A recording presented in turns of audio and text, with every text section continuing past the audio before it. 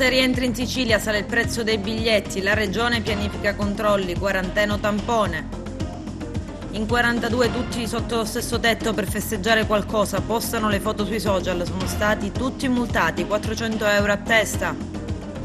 Il ruolo del consigliere va esercitato in aula, così Cacciatore attacca l'opposizione che ha abbandonato l'aula.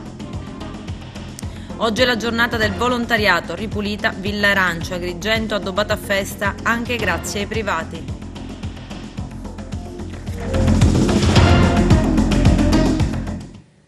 Bentrovati gentili telespettatori al nostro appuntamento con l'informazione. Corsa e rientri in Sicilia prima dello stop. Già alle stelle i prezzi dei voli. Dal 21 dicembre non si potrà viaggiare. A decine di migliaia anticipano il ritorno al sud. In poche ore tariffe raddoppiate. La regione pianifica controlli, tampone o quarantena. C'è il servizio. Adesso il problema è il rientro anticipato perché lo stop ai viaggi fra regioni scatta il 21 dicembre e complice lo smart working decine di migliaia di siciliani emigrati stanno già tornando. I treni notturni da Roma e Milano nelle date clou sono già esauriti. Per gli aerei le tariffe cominciano già ad alzarsi. Così ieri l'assessore regionale alla sanità Ruggero Razza ha chiesto agli esperti del Comitato Tecnico Scientifico Regionale di suggerire una soluzione.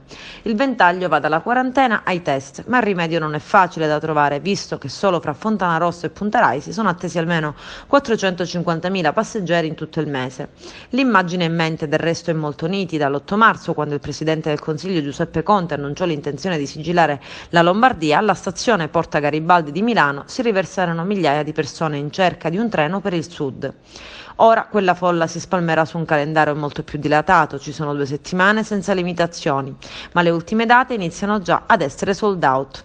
Non è un tutto esaurito, ma schizzano alle stelle anche i prezzi degli aerei. Così adesso la palla finisce nel campo degli esperti. Se infatti nessuna ordinanza del Presidente della Regione nello Musumeci è necessaria per recepire le regole del nuovo DPCM, ma un provvedimento è comunque atteso per l'inizio della settimana prossima, è semmai su questo fronte che bisogna attrezzarsi. Il punto è che tutte le opzioni in campo hanno un punto debole. La quarantena per una vacanza così breve è considerata troppo lunga e dunque inapplicabile, mentre il tampone rapido in aeroporto è un'opzione che gli esperti considerano in questa fase non del tutto efficace per scoprire eventuali contagiati in fase di incubazione. D'estate comunque gli scali hanno fatto molta fatica a effettuare test sul numero di passeggeri più ridotto, solo quelli provenienti dall'estero. Resterebbe dunque in campo la vecchia suggestione del tampone molecolare fatto prima di partire, la patente immunitaria. Finita al centro del dibattito politico già d'estate, questa opzione però è già stata giudicata incostituzionale e non risolverebbe comunque il problema dei contagiati in fase di incubazione. La soluzione, insomma, sarà difficile da trovare. Non soltanto hanno organizzato e partecipato all'esordio della ritrovata zona gialla ad una festa, ma per non scordare quei momenti hanno realizzato e postato video e fotografie sui social, immagini che riguardano un numero così alto di cittadini che non sono passate inosservate ai militari dell'Arma della stazione di Siculiana.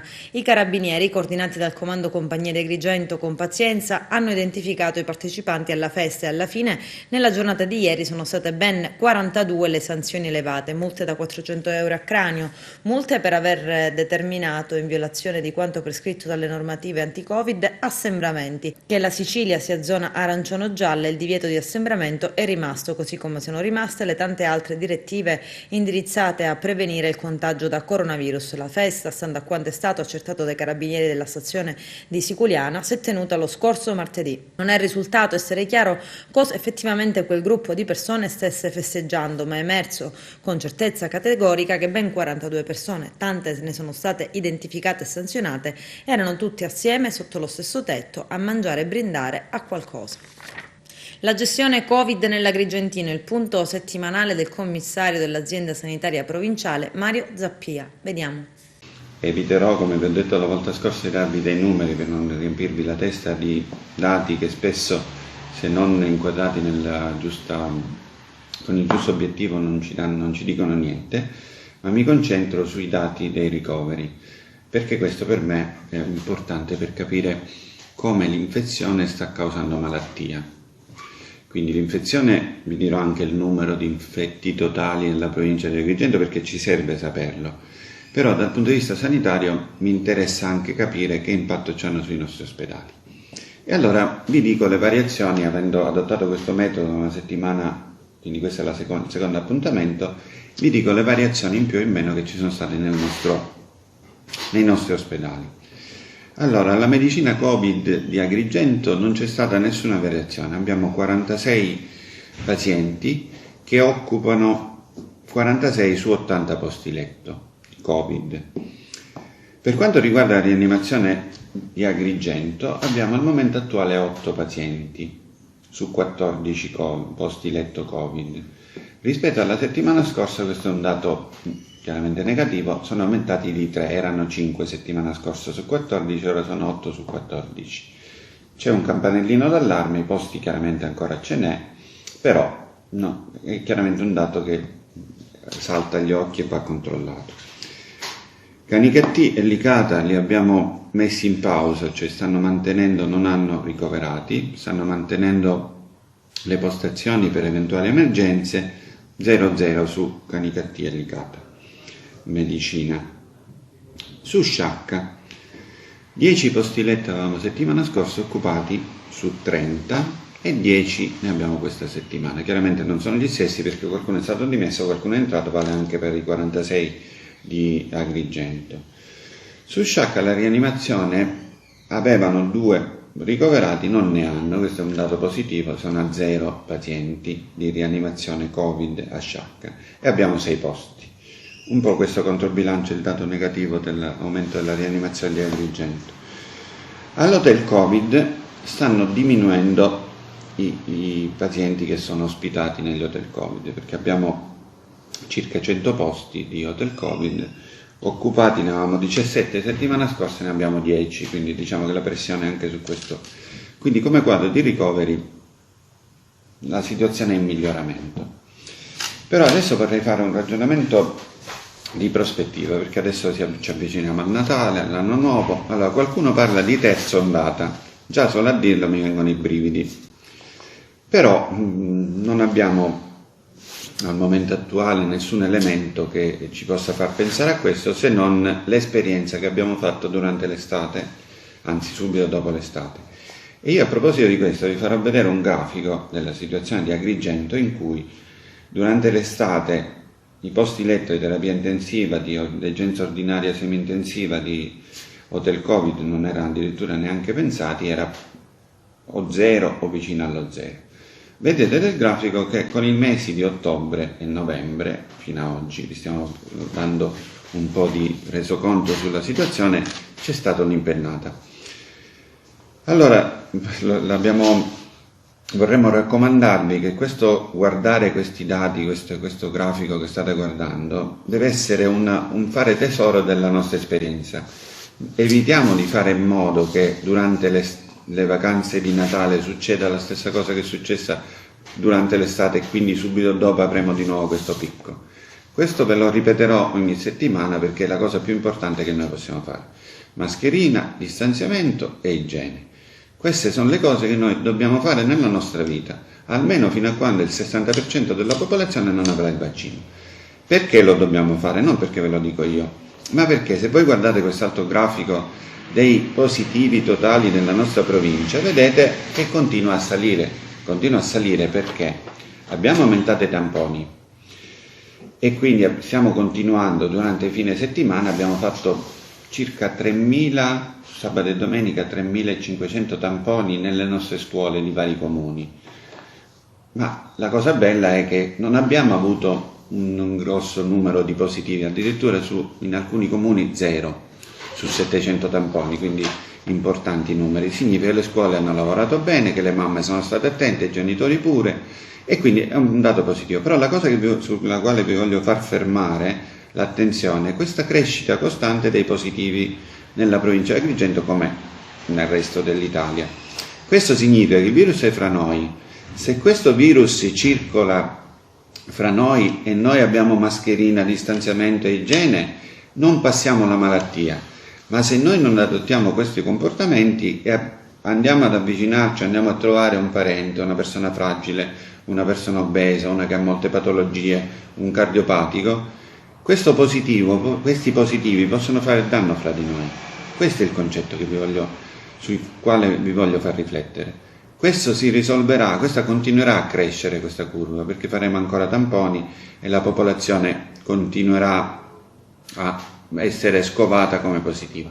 Lo facciamo perché vogliamo che tutti questi stiano attenti e tutti noi stiamo attenti per evitare che la malattia passi a persone fragili. L'ex presidente della regione Totò Cuffaro ha contratto il Covid. Lo stesso Cuffaro ha scritto sul suo profilo Facebook: cari amici, mi duole comunicarvi che attualmente mi ritrovo costretto in casa a causa del temuto Covid che ha colpito anche me e mia moglie. Le mie condizioni sono pressoché buone e volevo tranquillizzare tutti gli amici che quotidianamente mi contattano per chiedermi come stia. Il Covid è un male che si insinua in maniera silente, quindi vi prego di fare attenzione ed evitare di trascurare le regole di precauzione imposte. Questa sera provvederemo alla blindatura dell'istituto, previo tampone a tutti i dipendenti che per 10 giorni rimarranno dentro la struttura assieme agli anziani della nostra RSA al primo piano e ai disabili del secondo piano. Da ieri gli ospiti e il personale della RSA Don Orione di Messina sono blindati. I vertici della cooperativa Faro 85 hanno comunicato l'esito dei test agli ospiti di RSA e Centro, tutti negativi, e hanno annunciato che per 10 giorni la struttura resterà blindata. 10 operatori saranno utilizzati H24 per 10 giorni per tenere sotto controllo la struttura. La decisione è stata presa dopo la notizia di alcuni operatori risultati positivi al coronavirus. Ma devo dire che l'atmosfera è un'atmosfera serena, perché proprio stamattina ho fatto un giro per la struttura e gli anziani sono sereni, stanno continuando il loro percorso riabilitativo e i nostri disabili del secondo piano sono altrettanto sereni, continuano nelle loro attività di gioco e di riabilitazione, appunto, anche loro. Noi stiamo cercando in tutti i modi di ovviare a queste situazioni facendo i tamponi a livello settimanale, con cadenza settimanale per tutti i operatori e per tutti i pazienti, naturalmente tutto a spese della cooperativa sociale Faro 85. Ci siamo organizzati e cercheremo di portare avanti, abbiamo organizzato diverse attività per rendere, questo soggiorno più tranquillo, ecco, è come un momento di condivisione. I pazienti sono abbastanza preparati, direi contenti, anche perché in questo tempo lei capisce bene che non vedono i parenti, quindi sono molto legati, sono contenti, perché comunque è anche un momento di condivisione, non stiamo facendo pesare che lo facciamo giusto per allontanare questo purtroppo un periodo molto difficile, questo virus.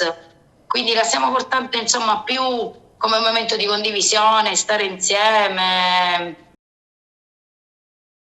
Il ruolo del consigliere comunale si esercita in aula consiliare. Con queste parole il consigliere comunale di Agrigento, Davide Cacciatore, capogruppo della lista civica Facciamo Squadra, interviene a seguito dell'abbandono dell'aula consiliare dell'opposizione. Il servizio del nostro direttore Arturo Cantella.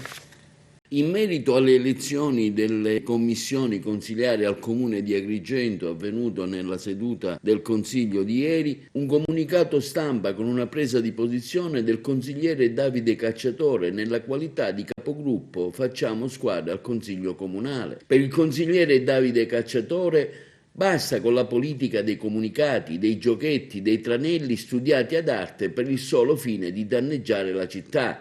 Il neoconsigliere comunale Davide Cacciatore esprime la sua amarezza nel denunciare la poca consapevolezza del ruolo politico di alcuni consiglieri di opposizione che nella seduta di ieri hanno abbandonato l'aula consiliare, dimostrando lo scarso interesse per le questioni che riguardano la nostra città. Si producono comunicati stampa che nulla hanno a che vedere con il ruolo politico che i consiglieri sono chiamati a esercitare, continua Cacciatore. Comunicati inoltrati alle testate giornalistiche con tanto di contenuti vuoti come vuota è stata l'ultima partecipazione della minoranza in Consiglio Comunale. Cacciatore afferma come si è preferito abbandonare l'aula nel momento in cui siamo stati a chiamare a discutere, a votare nell'interesse della città. I consiglieri comunali, dice Cacciatore, sono chiamati a discutere sul punto diritto a manifestare il proprio assenso o dissenso, spiegandone le motivazioni, aprendo la discussione e partecipando con le dovute argomentazioni e facendo eventualmente delle proposte migliorative per la città. Il vero sospetto è che qualcuno ancora oggi, dopo essere stato asfaltato dagli elettori agrigentini, continua Cacciatore, pensa che la democrazia deve seguire regole autarchiche, finalizzate a uno smisurato ego, con la compiacenza di alcuni che sono soggiogati da atteggiamenti antidemocratici e poco costruttivi. I punti all'ordine del giorno, conclude Cacciatore, portati in Consiglio Comunale riguardano sempre e comunque la città. I consiglieri comunali sono stati eletti per rappresentare la comunità, per amministrare, per approvare o non approvare, di certo non per abbandonare l'aula e fuggire. Il ruolo di consigliere comunale, conclude Cacciatore, lo si esercita all'interno dell'aula consiliare. Da lunedì a domenica 13 anche nell'Agrigentino scatta nell'ambito di Road Pool la campagna Alcol e Drugs, controlli per accertare la guida e stato di ebbrezza, verifiche con precursori ed etilometri, con particolare attenzione anche ai conducenti di veicoli pesanti e commerciali. Anche la Polizia Stradale di Agrigento con i distaccamenti di Canicattì e Sciacca aderiscono a questa campagna europea. Lo fanno con mirati servizi sulle principali vie di comunicazione della provincia. Ad Agrigento si respira aria di festa grazie al primo cittadino e a tanti privati. Arturo Cantella. Sindaco, la città si sta abbellendo, la state abbellendo con diversi addobbi natalizi, una via Atenea anche molto illuminata, non solo, ma anche abbiamo visto diversi ornamenti anche nelle periferie. Sì, quest'anno abbiamo voluto aumentare l'estensione degli addobbi natalizi perché è un anno particolare. L'emergenza Covid, capite che ha messo in ginocchio l'intera nazione, dare un tocco di speranza, e questo è anche l'oggetto del colore delle luminarie della via Atenea. Proprio il tricolore è un simbolo di unità d'Italia, di nazione, proprio perché quest'anno è stato particolare dal punto di vista dell'economia. Vogliamo essere solidali con tutti, vogliamo dimostrare che Agrigento è in sintonia anche con le altre città italiane e vogliamo dare un segno di speranza ai nostri concittadini. Considerando anche la pandemia del Covid-19, pensate di organizzare qualcosa per questi eventi natalizi? Ma no, più che organizzare invece fare i controlli per questi eventi natalizi, perché non bisogna abbassare la guardia assolutamente, perché purtroppo il virus è ancora in giro, i contagi aumentano, anche se di poco conto, ma aumentano anche però le guarigioni, è aumentata anche la prevenzione, abbiamo instaurato un ufficio Covid che sente i contatti, sente i contagiati, e ora con i volontari della Trinac e le altre stazioni di volontariato faremo anche un servizio a domicilio, tutti quelli che ne riterranno e ne avranno di bisogno.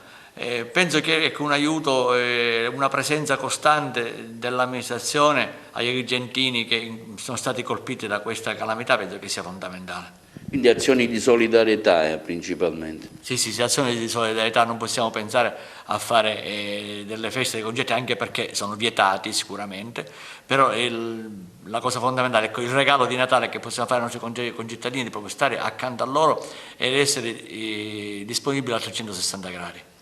Oggi 5 dicembre è la giornata internazionale del volontariato, un ruolo chiave in questo settore ad Agrigento ha l'Associazione Volontari di Strada. Il nostro direttore Arturo Cantella è andato nella loro sede, vediamo. Anna Marino, oggi la giornata internazionale voluta dall'ONU sul volontariato. Ecco, la vostra è un'associazione, una delle poche che in città insieme ad altre svolge azione di volontariato, un impegno attivo e fattivo H24. Sì, in effetti fare volontariato è qualcosa che deve uscire dal cuore, bisogna essere predisposti. Io ho una grande fortuna, quella di essere riuscita ad aggregare delle persone che veramente lo fanno col cuore e molti dei quali sono i nostri assistiti che a loro volta vengono a dare una mano d'aiuto. Fare volontariato è un gesto nobile, nobilissimo, per il quale veramente invito le persone a collaborare perché siamo in una società civile dove tutti quanti dobbiamo avere gli stessi diritti, tutti quanti dobbiamo preservare la dignità di tutti in un momento difficilissimo, quale possa essere questo della crisi, della forte crisi economica, ma anche di pandemia che sta facendo molto male a tutti, e liberarci anche della nostra libertà. Il problema aumenta giorno dopo giorno, più si va avanti, i dati purtroppo ci vedono sempre in una condizione negativa. Ecco, il vostro lavoro quotidiano in cosa si svolge? Noi intanto siamo sempre disponibili, abbiamo il cellulare acceso, ne abbiamo istituito di recente uno proprio dedicato alle persone in difficoltà. Riceviamo telefonate anche di notte, lo teniamo aperto perché chi telefona di notte realmente ha veramente di bisogno. Certo, le domande sono triplicate, ci sono delle nuove povertà dovute sempre a questa crisi che non bisogna sottovalutare, gente che fino ad oggi magari riusciva con fatica ad arrivare a fine mese, però ce la faceva, e chiedere è difficile, e molti li riceviamo nella loro riservatezza. Abbiamo aperto anche un'altra piccola sede in via Garibaldi proprio per essere più disponibili con le persone in qualsiasi orario, e le devo dire che lì funziona molto bene perché serviamo il centro storico e riceviamo nelle persone nella riservatezza. Una giornata che senza ombra di dubbio ci ricorda che cosa? Ci ricorda lo sforzo, il sacrificio di tutte quelle associazioni di volontariato, di quel volontariato attivo, fattivo, che non solo in città ma nel mondo coopera e coordina tutte quelle che sono le iniziative in favore di quelle fasce deboli di tutte le società. Ora cade a puntino questa giornata e siamo vicini a che cosa? A quello che è proprio l'impegno che le associazioni di volontariato mettono per guardarci un po' da vicino nella nostra città.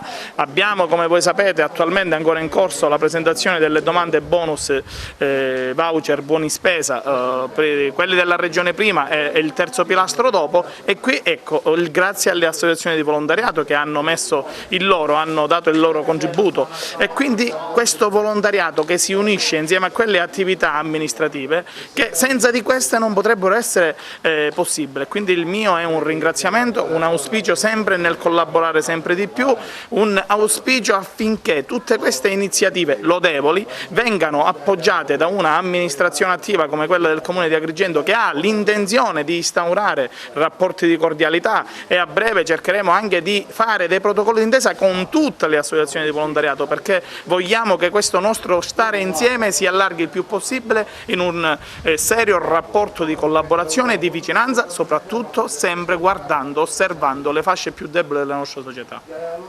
L'associazione Trinacria di Agrigento e l'assessore Vaccaro ripuliscono Villa Arancio. Vediamo.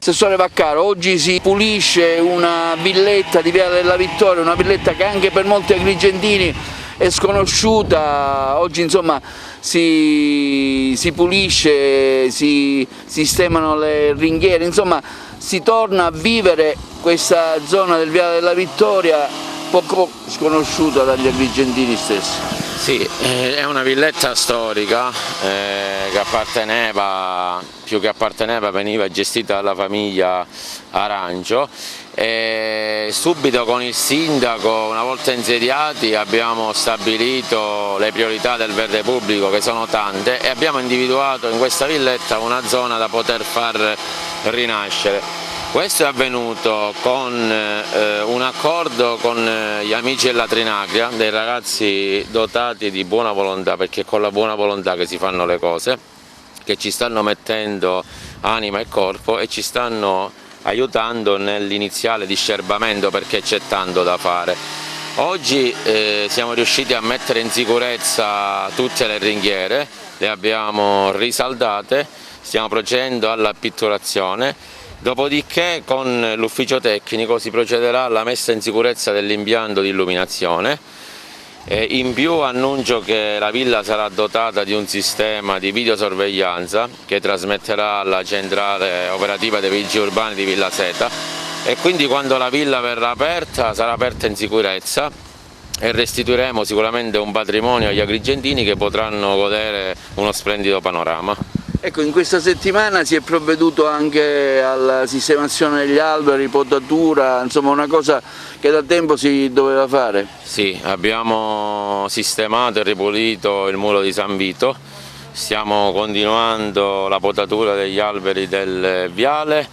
La prossima settimana sicuramente ci saranno altri interventi, stiamo valutando alcune criticità e quindi daremo sicuramente la precedenza a quegli alberi che possono dare pericolo per l'incolumità dei cittadini. Questa villetta innanzitutto dobbiamo dire che senza illuminazione sembrava molto più piccola. Siamo riusciti dopo un sopralluogo a valutare il lavoro che c'era e stiamo iniziando i lavori. Fortunatamente dalla recente donazione dell'assessore Vaccaro del Tagliasiepi riusciamo ad andare molto più velocemente, anzi penso proprio che non era un lavoro che si poteva fare senza. Noi comunque ci stiamo mettendo tutta la buona volontà, oggi ci sono 10 persone con noi che si sono svegliate presto, stanno sacrificando una propria domenica per regalarla alla città. Alla fine questa villetta, da quando so io, non veniva aperta da 2 anni appunto per l'inagibilità delle ringhiere, quindi il nostro contributo è stato veramente un regalo che abbiamo voluto fare a tutti, ovviamente con le possibilità che abbiamo. E poi se ci sarà la possibilità di fare tanto altro, noi ci metteremo sempre a disposizione. Daniela, anche lei sta dando il suo fattivo contributo alla giornata di oggi? Sì, con grandissimo piacere, anche perché abbiamo visto molta disponibilità da parte di questa amministrazione e naturalmente il nostro scopo è quello di donare, come diceva già il nostro Presidente, dei pezzi meravigliosi della nostra città che ci sono stati negati negli anni passati. Io mi sento veramente oggi molto felice di essere qui e dare un mio contributo alla nostra città. Consegnate all'assessorato regionale alle attività produttive le designazioni per il Consiglio della Camera di Commercio Agrigento, Caltanissetta e Trapani. Il nostro direttore Arturo Cantella. Novità circa la Camera di Commercio di Agrigento, Caltanissetta e Trapani. In una nota stampa le associazioni CNA, Confesercenti, Confcooperative, Lega Coop e Confartigianato hanno consegnato all'assessorato regionale alle attività produttive le designazioni per il Consiglio camerale delle 3 Camere di Commercio, Agrigento, Caltanissetta e Trapani, riunite in una. Nonostante l'estemporanea definizione di Confindustria, scrivono nel comunicato stampa, rispetto all'apparentamento originario, le associazioni CNA, Confesercenti, Confcooperative, Lega Coop e Confartigianato delle 3 province hanno mantenuto gli accordi, ricombattato lo schieramento con cui si presentano all'interno della Costituenda Camera con uno specifico programma che mira allo sviluppo e alla crescita dei territori di riferimento. Dopo la nomina del commissario straordinario alla Camera di Commercio di Trapani, le associazioni attendono ai sensi dell'articolo 61 del decreto legge di agosto che la Regione Siciliana provveda alla nomina del commissario unico per le 3 Camere di Commercio, in modo da procedere speditamente verso l'insediamento degli stessi organi della nuova Camera.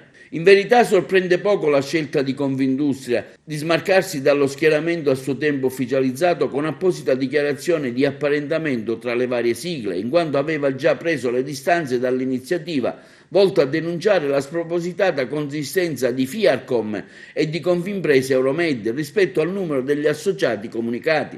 L'iniziativa poi ha trovato conferma anche nell'indagine dell'autorità giudiziaria che ha portato all'esclusione delle 2 sigle dal calcolo dei seggi a seguito di un provvedimento del Ministero dello Sviluppo Economico. Oggi, grazie al decreto legge di agosto, si può velocizzare finalmente il processo di procedere all'insediamento della nuova Camera di Commercio che, pur godendo del primo decreto di accorpamento, in Sicilia fin dal 2015 è rimasta al palo per troppo tempo e impantanata in un cammino lungo e tortuoso e non privo di ombre. Chi si è sempre battuto per il rispetto della regolarità delle procedure, sia pure in presenza di un ritardo clamoroso, oggi auspica una rapida conclusione della vicenda in modo da garantire alle imprese delle 3 province un presidio efficiente e pienamente operativo per supportarle nelle impegnative sfide che il contesto economico pone innanzi anche alla luce delle conseguenze prodotte dalla pandemia in corso.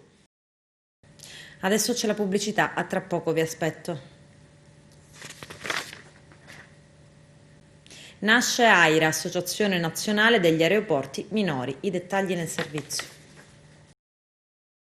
È stato costituito lo scorso 3 dicembre il comitato promotore di AIRA, Associazione Nazionale degli Aeroporti Regionali, alla presenza tra gli altri delle rappresentanze degli aeroporti di Forlì, Grosseto, Parma, Perugia e Trapani e dell'avvocato Massimo Giordano, che ne sta curando la costituzione. È stato stabilito che a presiedere la nuova associazione sarà Salvatore Ombra, vertice di Aerogest, società di gestione dell'aeroporto di Trapani Birgi. Vicepresidente è stato nominato Friedrich Wandler, direttore generale di Sogeap SpA, società di gestione dell'aeroporto di Parma. L'obiettivo dell'associazione AIRA, afferma il presidente Ombra, è di portare vantaggio e sostegno ai piccoli aeroporti affinché abbiano una voce univoca nella soluzione delle problematiche comuni. Nasce dalla piena consapevolezza del ruolo eccezionale di volano delle economie locali che gli aeroporti regionali possono svolgere, consapevolezza che sembra mancare al governo nazionale.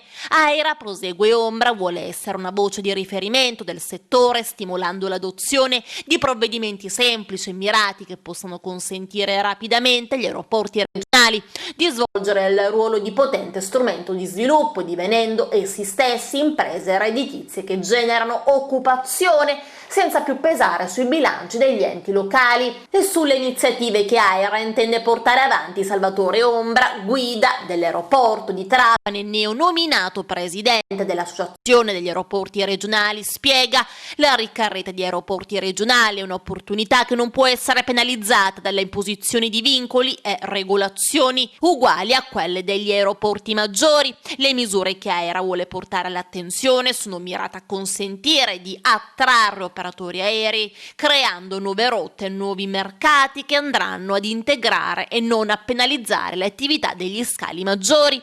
Tra le future battaglie di AIRA è l'opposizione all'adozione del recentissimo decreto che impone anche agli aeroporti minori l'onere di condurre impianti sinora curati dall'ANAV, che appesantisce gli aeroporti regionali. Una previsione errata che deve essere assolutamente rapidamente rivista. L'adozione di 2 semplici ed efficaci misure, come la cancellazione dell'addizionale comunale sui diritti di imbarco per il primo 1.000.000 di passeggeri annui e la cancellazione della tassa di lusso sugli aerei privati. Queste imposte, commenta ancora Salvatore Ombra, ad oggi generano complessivamente un gettito di meno di 20 milioni di euro per l'erario nel 2019, mentre la loro rimozione può generare in brevissimo termine un incremento complessivo di 10 milioni di passeggeri l'anno, con conseguente incremento del PIL di oltre 600 milioni e un maggior gettito di oltre 150 milioni, con un incremento dell'occupazione di 100.000 unità negli aeroporti regionali stessi, nell'indotto del turismo e nell'industria aeronautica nel suo insieme. Quello che sta avvenendo invece nella nuova ATM SpA è paradossale. Il sindacato ha semplicemente evidenziato che rispetto a tutte le altre società partecipate il numero dei casi che ci sono in ATM è molto più alto e quindi abbiamo semplicemente chiesto, cose che il sindacato è legittimato a fare, le carte, le documentazioni riguardo a tutti quelli che sono stati gli interventi messi in atto per garantire i lavoratori dal rischio contagio. Non abbiamo lanciato accuse a nessuno, il Presidente ha parlato di migliaia di attività di sanificazione sui mezzi nei locali dell'ATM e noi abbiamo chiesto le certificazioni a tutela naturalmente anche dei lavoratori. Queste carte non vi sono state esibite? No, è stato in fretta e furia convocato il comitato aziendale di sicurezza al quale sono state date altre rassicurazioni e è stato detto che possiamo visionare le carte. Noi andremo a visionare tutte le carte che abbiamo chiesto, ma accusare i sindacati di lanciare allarmi è veramente l'ultima perla di questa amministrazione, perché il sindacato ha il dovere di fare domande nel momento in cui in ballo c'è la salute dei lavoratori e anche dei cittadini, perché parliamo di un trasporto pubblico. Eolie e capitogli sempre più presenti nelle acque dell'arcipelago, anche vicino alla costa. Vediamo. I capodogli si avvicinano sempre di più alle isole Eolie, non solo di passaggio, ma anche per stazionare per alcuni giorni in aree vicine alla costa. Secondo il progetto Capodeolo, nelle ultime settimane sono stati avvistati 9 cetacei che probabilmente trovano le risorse ottimali per alimentarsi. La biologa Monica Blasi, direttrice di Filicudi Wildlife Conservation, pronto soccorso tartarughe marine, dice: si incominciano ad analizzare i dati acustici e di fotoidentificazione raccolti nell'ambito del progetto Capodeolo, finalizzato allo studio e alla salvaguardia dei capodogli che passano nelle acque dell'arcipelago delle Eolie. Diffonderemo nelle 7 isole dissuasori acustici e visivi, prosegue la biologa, per ridurre le interazioni negative pesca-delfini. Contribuiremo a coinvolgere i pescatori fornendo loro attrezzature alternative a basso impatto ambientale. I pescatori verranno supportati attraverso la creazione di information desks per agevolare e informare sulle opportunità di finanziamento per la riconversione degli attrezzi e lo sviluppo di attività lavorative alternative alla pesca più sostenibili come il dolphin watching. Promuoveremo, conclude Monica Blasi, una campagna informativa ed educativa per i pescatori e la popolazione locale. Contribuiremo a implementare la conoscenza sull'ecologia e biologia dei delfini attraverso corsi di formazione specifici per i pescatori. Con questo è tutto, termina qui l'edizione del telegiornale. Grazie per la gentile attenzione, per essere stati con noi e buon weekend. A presto.